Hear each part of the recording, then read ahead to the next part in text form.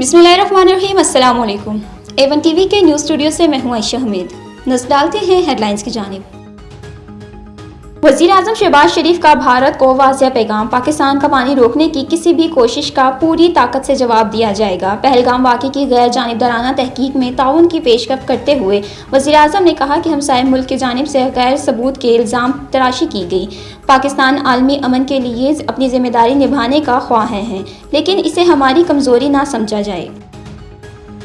Pakistan military academy Kakul में pass out parade की पुरवकार तकरीब हुई, जिसमें मेहमान खुसूसी वज़ीर आज़म शहबाज शरीफ थे। वज़ीर आज़म ने परेड का मुआयना किया और नुमायां कारकर्दगी दिखाने वाले कैडेट्स को एजाज़ से नवाजा। दोस्त ममालिक से 13 कैडेट्स भी पास आउट होने वालों में शामिल थे। तकरीब में army chief general Asim Munir, वफाकी वज़रा और दीगर आला हुकाम ने शिरकत की। वज़ीर दिफा ख्वाजा आसिफ ने आलमी इदारों से पहलगाम वाक़े की शफाफ तहकीकात का मुतालबा करते हुए ताउन की पेशकश की है। न्यूयॉर्क टाइम्स को दिए गए इंटरव्यू में उन्होंने कहा कि भारत ने बगैर किसी सबूत के पहलगाम वाक़े का इल्ज़ाम पाकिस्तान पर आयद किया और इस वाक़े को बुनियाद बनाकर अक़वाम मुत्तहिदा की क़रारदाद को 47 को सबूत ताज़ करने की कोशिश की।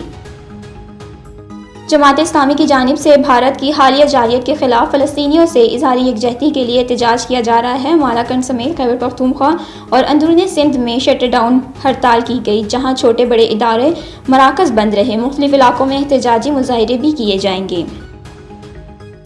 वज़ीर आला पंजाब मरियम नवाज़ ने रुकन असम्बली नौशीर खान लंगड़ियाल से मुलाकात की। उन्होंने मुल्तान वहाड़ी रोड प्रोजेक्ट के आगाज़ पर वज़ीर आला का शुक्रिया अदा किया। इस मौके पर मरियम नवाज़ ने कहा कि हुकूमत पंजाब के मौसर इक़दामात से तरक्की और खुशहाली के नए रास्ते खुल रहे हैं।